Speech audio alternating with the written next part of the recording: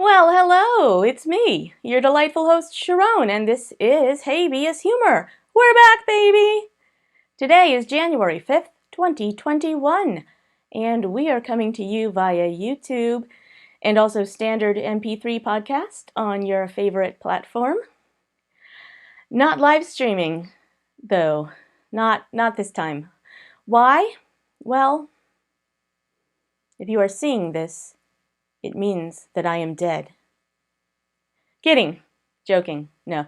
I mean, maybe. If you happen to be watching this and it is real far into the future, say any time after about 2050, chances are I might actually be dead. I mean, something probably got me by now, right?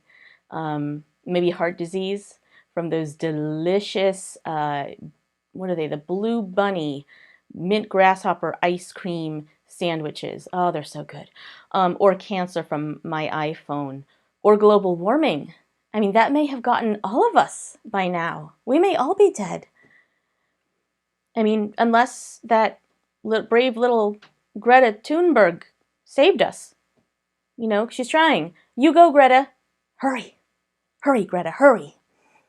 And people of the future, let me tell you, back in my time, there was this thing called the COVID-19 coronavirus, and it killed like 1 million people worldwide, and about half of them were in the USA because way too many people here refused to practice, basic social distancing, common courtesy, common sense, use reasonable personal protective equipment. So yeah, I might actually be dead when you see this. But the reason I brought that up in the first place was actually just to let you know that I am pre-recording this show this time. Hopefully not forever. Maybe next time we'll go back to live stream. I'm going to record it, then edit it together instead of live streaming. It does not have anything to do with my death. It actually is for mundane reasons. This is my first time doing a show in over a year. As you know, if you're a regular listener, or used to be a regular listener, and I am in a new location on top of that. See? Cleveland is really nice here, except it kind of turns my hair green. We all kind of have the corona hair though. So it hasn't been done, hasn't been cut, hasn't been colored. You can kind of detect my true age. I finally was able to get around to setting up all my equipment again. And to be straight with you, I don't quite trust it yet for live streaming. Most notably, my cat knocked over my iMac and the screen is all cracked and it's a later model iMac. So you can't just buy a replacement glass, you have to buy a whole new display. It's like $1,000. This is why you're burning in hell, Steve Jobs. Fucking Apple. But of course, it is not just the equipment, is it? I'm not going to bullshit you guys. I'm rusty. And I might really need that opportunity to go back and edit a little here and there. My regular audience, if I still have one, is likely wondering what all this is about, with me moving and why there hasn't been a show since the summer of 2019. I will catch you up on that later, just in case there are, other people watching who do not care at all about any of that, and who can blame them. I want to try to keep those people watching by getting right into the legal news. Giving our views on the legal news. New rules regarding abortion have just been signed into law by Mike DeWine, the governor of Ohio, which is the state where I live now. Send your condolences to @HabeasHumor on Twitter, or just leave them in the comment section. Thank you. Yeah, Ohio amended its abortion laws again. You may remember that last year we got one of those so-called heartbeat bills. In fact, we got two, and they directly contradict each other. So well done there, Ohio government. Well done. The more extreme heartbeat law is section 2919.195 of the state code, also known as the Ohio Revised Statutes, I believe. This prohibits abortion if a fetal heartbeat can be detected in the, quote, unborn human individual the pregnant woman is carrying, end quote. Do we even need to talk about how ridiculously loaded that language is? Rhetorical question. No, we do not. There is an exception in the statute for cases where a treating physician thinks that not doing an abortion would result in the patient's death or the impairment of a major bodily function, so the statute says. My question is, does getting laid count as a major bodily function? Because I don't need any baby getting in the way of that for me. FYI, fetal heartbeat, according to Ohio Revised Statute 2919.19, means cardiac activity or the steady and repetitive rhythmic contraction of the fetal heart within the gestational sac.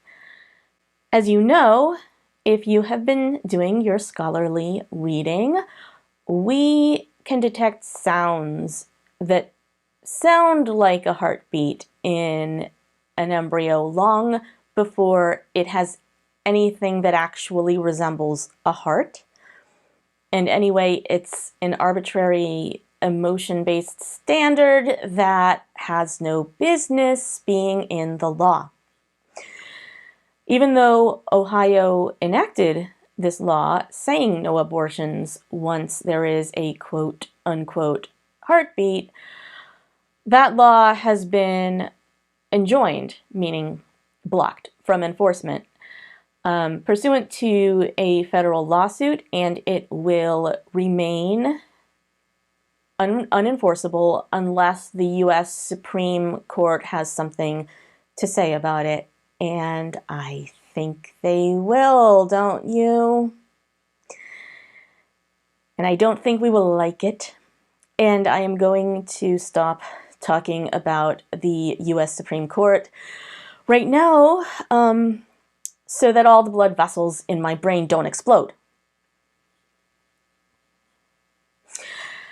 I said that there were two major fetal heartbeat statutes in Ohio, and the other one is section 2919.193 of the state code.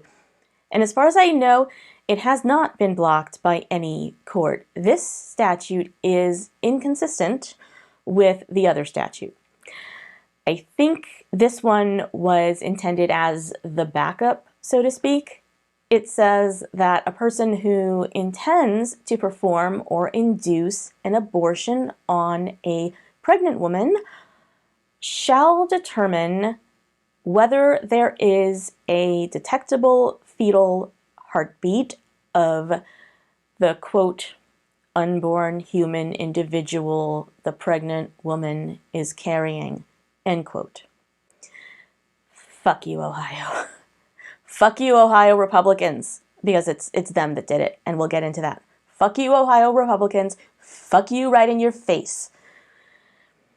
The statute goes on to say that if this so-called fetal heartbeat is detected, then the abortion cannot be performed unless the medical provider informs the patient in writing that the unborn human individual they are carrying has a fetal heartbeat. The provider has to inform the patient of the statistical probability of bringing the pregnancy to term based on the gestational age, where wherever they estimate it to be at. It doesn't say, but I assume they mean the statistical probability of bringing the pregnancy to term if they don't have the abortion, because I think we all know what the statistical probability is of bringing a pregnancy to term when you do have an abortion. I mean, unless it's one of those Christian movies where, the embryo fights its way back in. And then the patient has to sign an acknowledgement that they understand all this, the age, the probability, but they want to go ahead with the abortion anyway. It's kind of like, when you check out at the CVS and it's like, do you want to donate $1 to the children's cancer research? And you have to say like, yes, no, and kind of, they shame you. Oh, and then you have to wait 24 hours, to allow time for the guilt trip to fully set in after the doctor gives you this and you sign the form and everything. The purpose of this law and others like it is obvious. And the anti-abortion activists who write these laws rarely even try to conceal what their intentions are. Since we have, for the time being anyway, binding Supreme Court decisions that say states are not allowed to completely ban abortions, Roe versus Wade, Planned Parenthood versus Casey, the religious right-wingers have figured out how to write laws that make abortions really difficult or really expensive or laden with red tape or all of the above. They also do what they can to coerce patients out of having abortions. Or if they can't do that, then they at least try to make abortion patients feel really bad about having the procedure.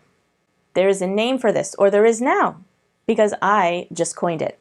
Abortion Punishment Provisions, also known as A.P.P. Yeah, you know me. Sorry, that was inappropriate. I'm just going to call them A.P.Ps from here on out.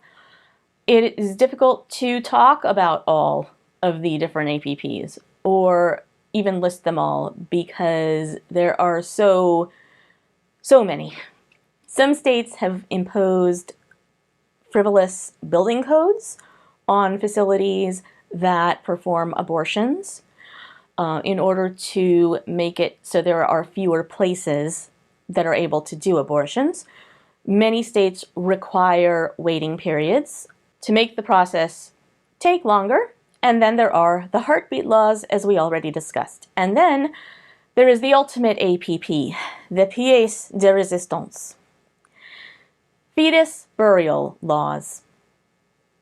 Here in Ohio, we have one now. Ohio has joined the growing number of states where a burial or cremation is required whenever someone has a surgical abortion. Is that even a thing? A fetus burial? Yes, it is now, thanks to the political activities of the religious right. And let me not conceal my bias here, or play coy with where I stand. Fuck the religious right. I fucking hate their beliefs. In fact, if you ask me, all religion is bad. There, I said it. So yeah. This is where the Ohio government has been investing its time and energy. Because, priorities. This bill was originally sponsored and introduced by Ohio State Senator Joe Euchre, he's ooky and he's spooky. Yuki is, by the way, not in the state senate anymore. He resigned in August 2019 to take a job in the Ohio Department of Transportation. He resigned, like I said, to take another job. Just wanted to emphasize that. It could not wait. Now, I'm not saying that Euchre resigned for any other unstated reasons. I'm certainly not saying that he was being investigated for involvement in a gay sex scandal, but I have heard that could be a thing with politicians who act overly interested in vaginas. Yuki was hired onto the DOT's economic development team, and he said in an interview that his job will be to work with businesses looking to move or expand in Ohio and to ensure that their infrastructure needs are met in an efficient and timely manner. So it sounds like he is going to be arranging for construction of new roads and whatnot to entice businesses to come to Ohio. Now, I'm not saying that he is definitely going to be taking full advantage of the opportunities for bribes and graft and kickbacks that he would be so perfectly placed for in that position, in that job. However, I have heard that can be a thing, especially with politicians who, act overly interested in vaginas for some reason. Affairs are expensive. A real fact, though, a real fact, is that the voting on the fetus funeral bill, which is what I call it, in both houses of the Ohio legislature was consistently along party lines, and both houses are overwhelmingly Republican. The bill was first introduced in the Ohio Senate, where it passed 24-7. All 7 noes were Democrats. All 24 yeses were Republicans. Oh no, I'm sorry. There was one asshole, Democrat Sean O'Brien, who also voted yes. Democrat Sean O'Brien was voted out of office in November of 2020, and his seat is now held by Republican Sandra O'Brien.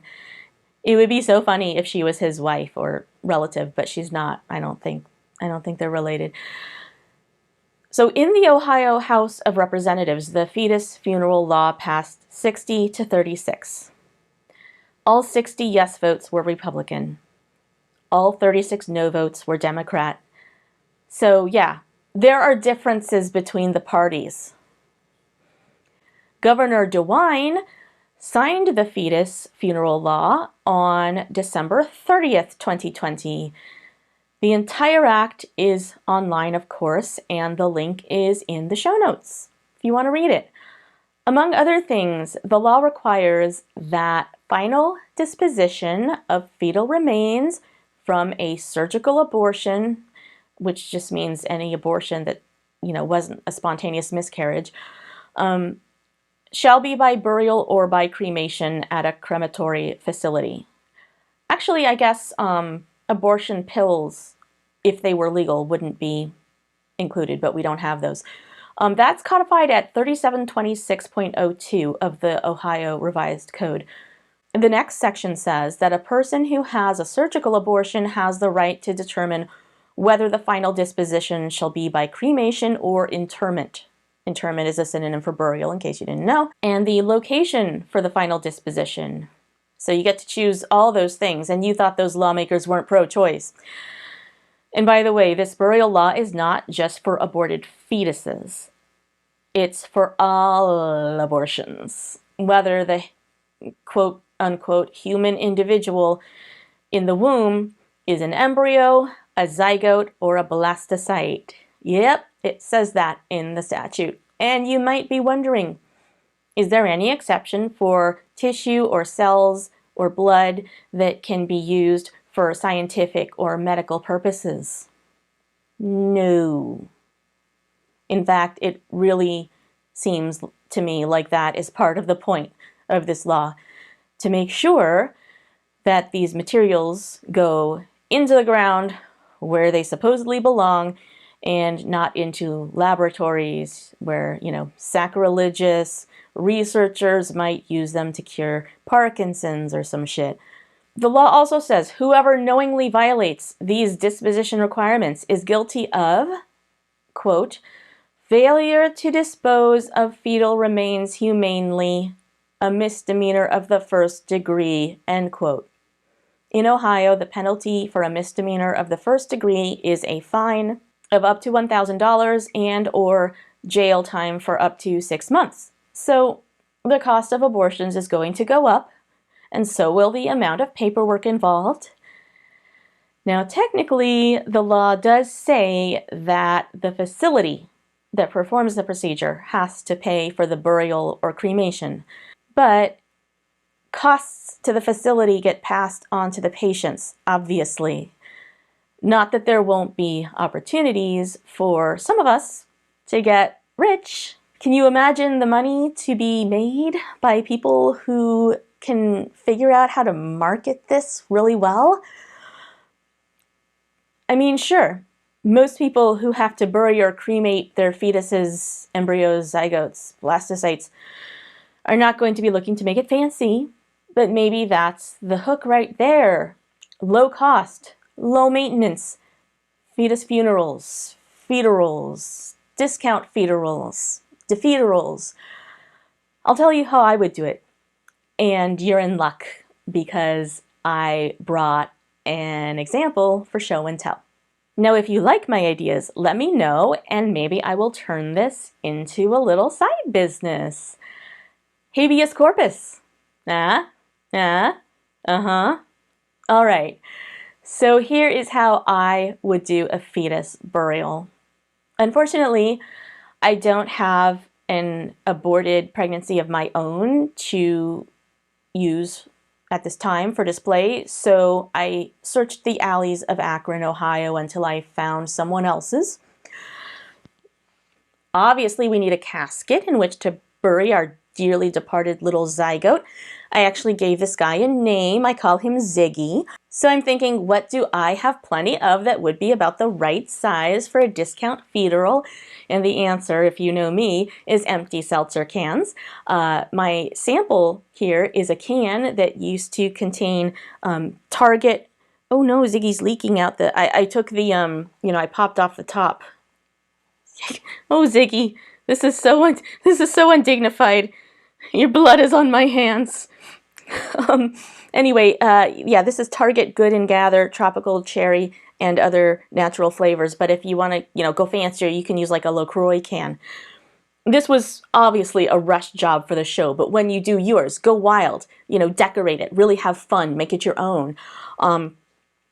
If you're going to have a graveside ceremony, and really, why wouldn't you?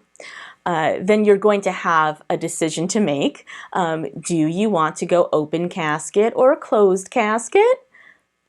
I think most people are going to go closed. I mean, just because of the mess, maybe. I just have that feeling. A small rubber band or something should be like the perfect size to keep your little casket can from coming open. Though again, if I had the time, I would have done something fancier, and I would do, should I ever have the opportunity, like ribbon, fabric wrapped around, you could bedazzle it. Or option B, just go open casket. In some religions, I think that's actually required. And then you'll just have the lid open, so. Oh God, oh Ziggy, he's leaking. Oh boy. Oh.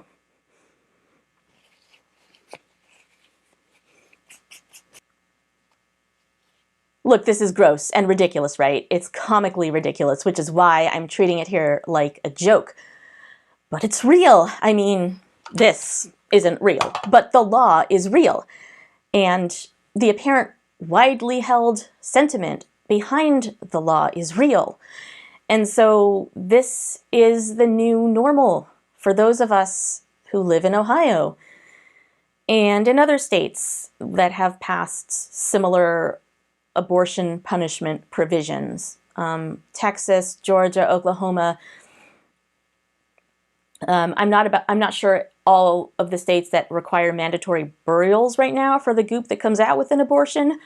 But Ohio, definitely. Is the law constitutional? I don't think so.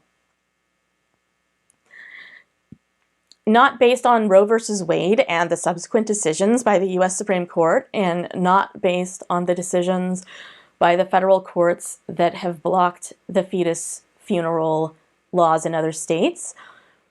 But guess what? There are justices sitting on the U.S. Supreme Court right now who are chomping at the bit to change the interpretation of the Constitution as it pertains to abortion. So who knows? Who knows what will happen? I could go through all of the past cases with you, but it would not help us predict what the Supreme Court will do, because justices such as Kavanaugh and Coney Barrett have outright said that they don't care about following the precedent. They follow God's law, or their interpretation of God's law anyway, and so does every other religious zealot in the government, including those who came up with the abortion punishment provisions. Y'all, I am not down with A.P.P. These laws are purposely designed to make abortions difficult, expensive, and close to impossible to get. I don't believe in God, but I know a lot of people who do, and who would say that their God wants women to have autonomy over their own bodies. So I think this is not about God, and it's not about life. It's about controlling women. While every pregnant person may not be a woman, it is still misogyny that is at the root of anti-abortion activism. How do I know that? Because it's always about misogyny with the religious right. If they actually cared about dignified treatment of live humans, they would be focusing less on dead embryos and more on live children, like the ones who are currently suffering in refugee concentration camps. Those humans are being treated in a very undignified manner. According to the U.S. National Library of Medicine, about half of all human pregnancies will be naturally and spontaneously aborted at some point after sperm meets egg. Do we have to bury those embryos? Are they not entitled to the same dignified treatment? And best as I can figure, my state government assumes that we women are already doing that. At home, every time we have a miscarriage or suspected miscarriage, if maybe we didn't know we were pregnant, but we could have been, and we had an especially chunky period, and we just we go like, hey, that might be a blastocyte on my Kotex. Better play it safe. Break out the funeral potatoes. No, I'm not having this guilt trip, Euchre. I will say it again. Abortion punishment provisions are not pro-life, and neither, for that matter, are opponents of abortion. They are anti-choice and anti-woman, and I think I feel a rage-fueled musical number coming on. Oh yes, I fucking did. I fucking did. A.P.P, how can I explain it? Some dicks out here maintain that we cuties don't own our own booties, and they ain't just saying it. The legislators publish a load of fucking dumbish, ensuring that using our right to choose will get us punished. Our blastocytes and our zygotes, even our wee little fetuses and embryos, we now gotta buy those so-called human individuals, their embryos, or they'll call the FIFO. The cost will go on for women just trying to survive, yo. The message loud and clear is that you shouldn't even bother. Hey, that's tough, you're up the duffel, go and marry the damn father. Don't think about the clinic for a minute, cause the wino says you're gonna need a funeral for that gooball in Ohio. Long as Roe v. Wade is law, they're on a mission, yo. Making our state conform with this regressive vision, yo. What's forcing ladies out of making sound decisions? Abortion punishment provisions. Who's down with A.P.P? Governor Mike D. Who wrote the A.P.P? Senator Yuki. Who voted A.P.P? Every last Joe P. What's up with A.P.P? Misogyny. What's up with A.P.P? Misogyny. What's up with A.P.P? Misogyny. There would have been a couple more bars there, but I aborted them. I feel compelled to say something now as a white person performing hip-hop. While this is an amazing style of music that millions of Americans and probably billions of people all over the world appreciate in their daily lives, we need to not just appreciate and celebrate the music. We need to appreciate and celebrate and respect and value and love the people who give us this music, and all people of color. And we need to treat them as we would want to be treated ourselves. And we need to look for and recognize systemic racism everywhere. When we see racism, we need to call it out and be anti-racism activists. And you know what? No one thinks they're a bad person or an ignorant person.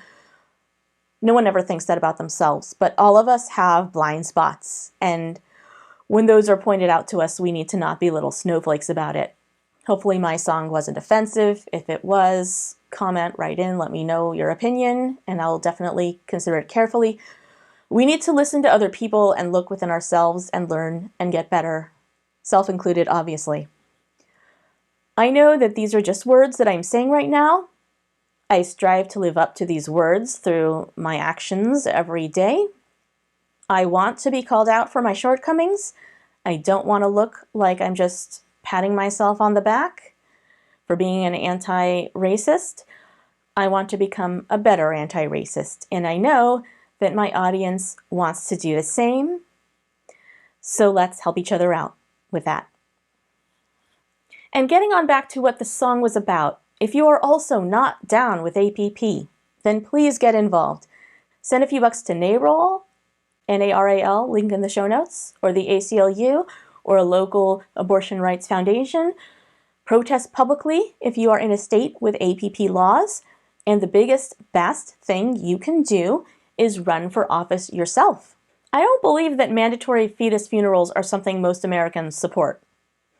So why are these laws happening? They're happening for the same reason a lot of shitty laws are happening. Diverse demographics are not adequately represented in state government or in federal government for that matter.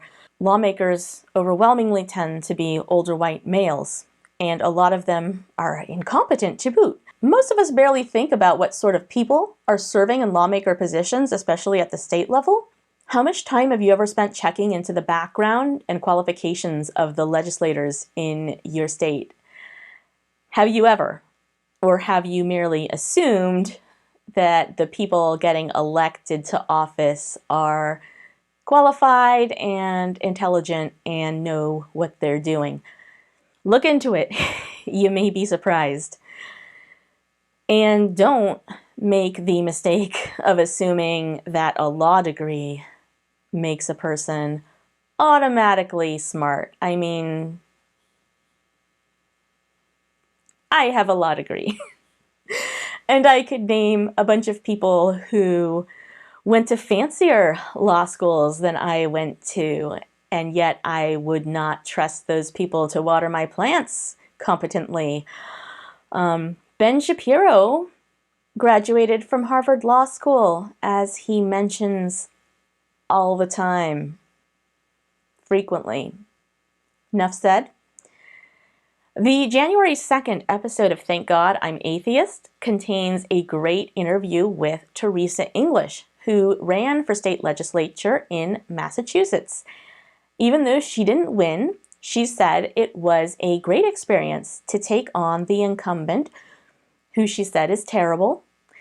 In fact, she called him a troll who has scared a lot of people out of running against him.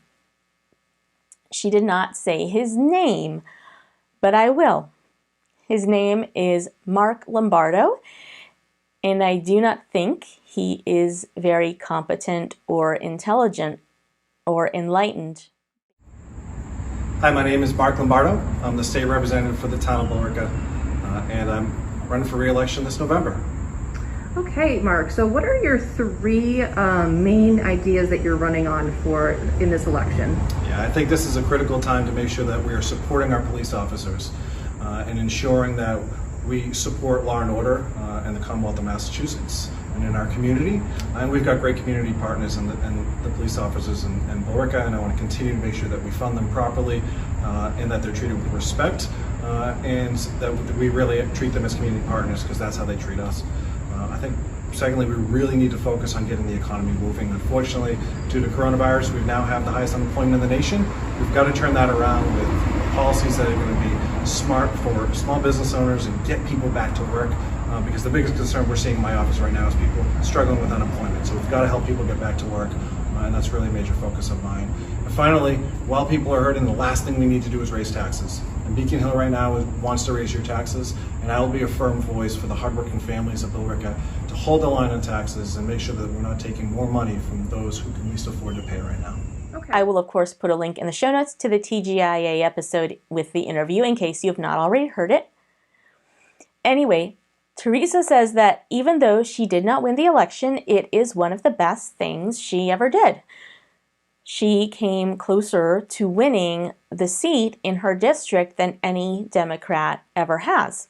She also met thousands, literally thousands of new people, and from what it sounds like, she fostered a stronger, progressive community where she lives, and that is good all by itself, because it shows the Mark Lombardos of the world and the Mitch McConnells of the world, all those people who think that they can never lose their seat no matter what, even if they do keep winning the elections, they have a large and vocal opposition who is not afraid to get in their face.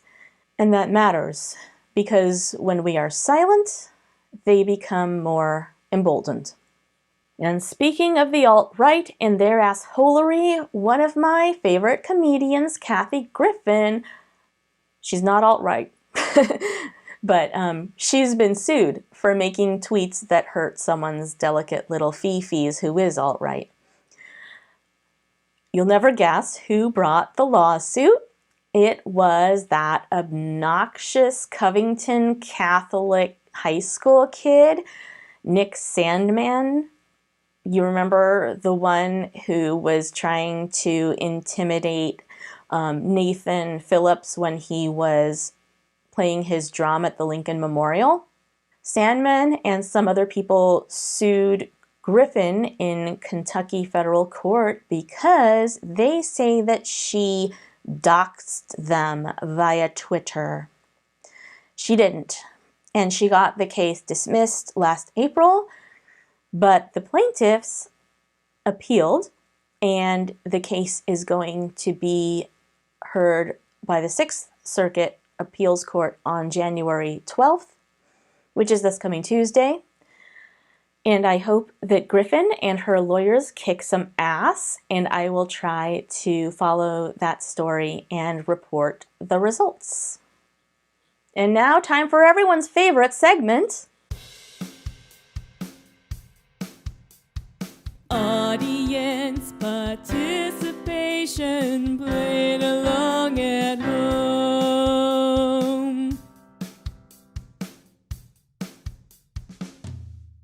As we have already been discussing, Ohio's new abortion punishment provisions have mandated the creation of a whole new kind of funeral industry. You know what has never been a thing before? Cemeteries for embryos. Traditionally, one of the first requirements to be buried in a cemetery is that you have to have been born at some point before you died. That date of birth seems to be super important, or at least, seems to be if we are to take any cues from the fact that they carve it in stone. So I don't think real cemeteries are going to want much to do with this. Kind of insulting to them, I think. So I ask you, how would we design a new cemetery for all the little Ziggies out there? What should it be called? My best idea so far is Requiem in Tampax. Do you get it? No? Well, that's your fault. I bet the Latin teachers in the audience thought that was hilarious. One way to say rest in peace in Latin is Requiem in terra pax, which sounds like Requiem in Tampax. Okay, get it? I didn't say I was good at this. If you have a better name, send it in, and send in your fetus funeral ideas and send in your condolence recipes. If you're Jewish, let me know how long you think the sitting Shiva should last for an embryo. Like, should it be a prorated portion of the 7 days based on the term of the pregnancy or the gestational age? Send me all your ideas and I'll take my favorite or my few favorites and present them during the next show. Speaking of Requiem in Tampax, maybe the real reason why maxi pads have wings is to carry those bloody little souls to heaven?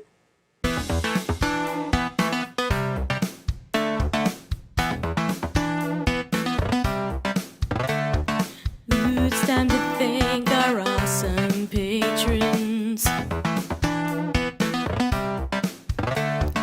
Without you, this show wouldn't make me so cool.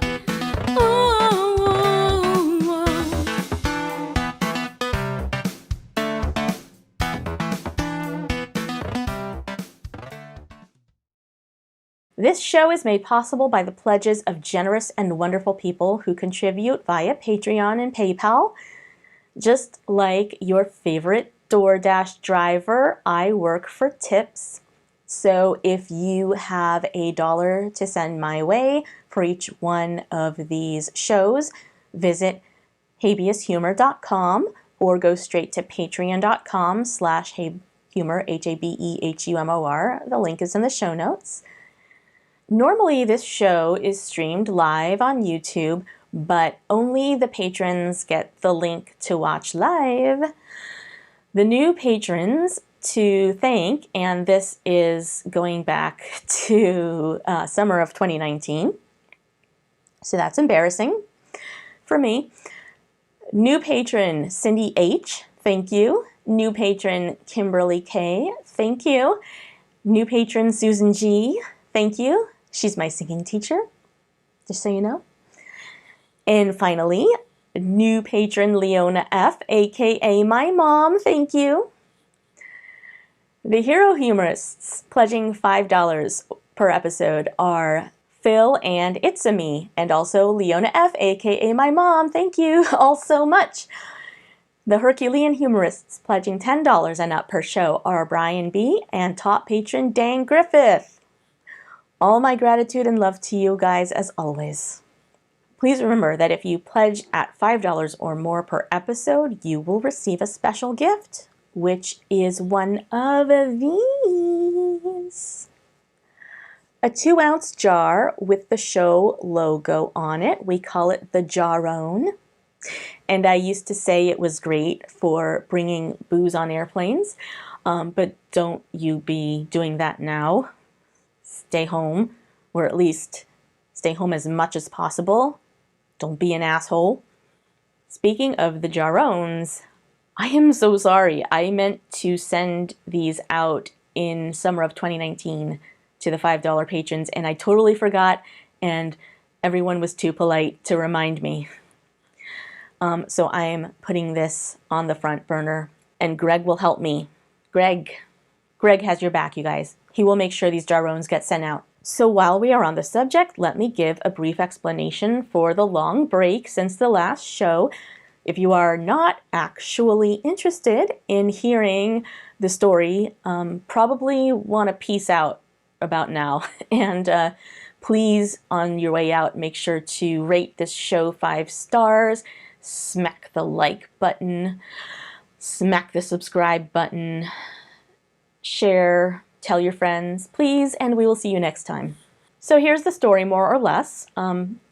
Sadly, there was just no point between episode 58 and now when I had time to make this show. In fact, for the last year, there was no point when I had time for anything at all other than my primary job. The latter half of 2019 now seems so far in the distant past that I am struggling to remember it. Basically, I was operating a law practice, but over time it was just too difficult to keep it going by myself.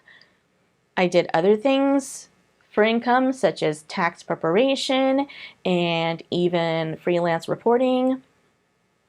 And some of it was real fun, but it definitely kept me so busy, took up so much of my time and energy that I did not have any left for habeas humor, unfortunately. And at the end of 2019, I decided it was time to relocate to Ohio to be with my partner.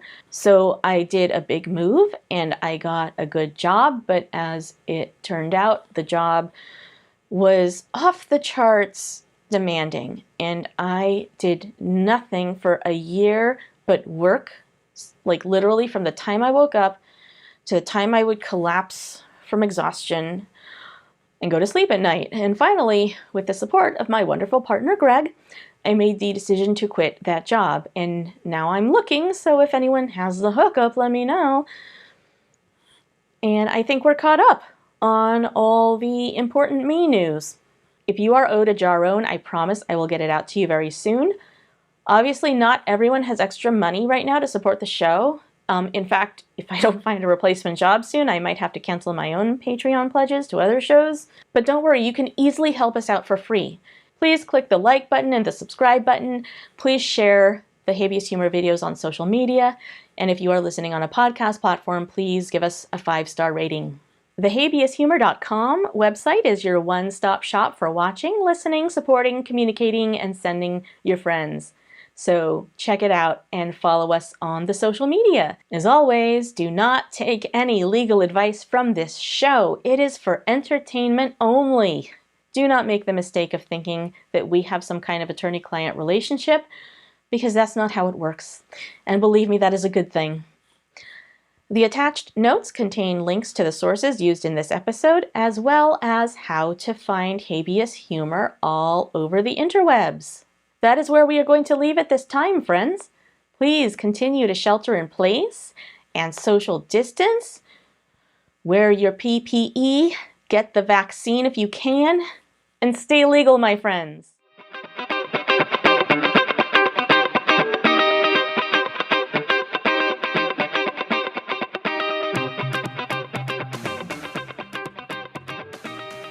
There is a name for this, or there is now, because I just coined it.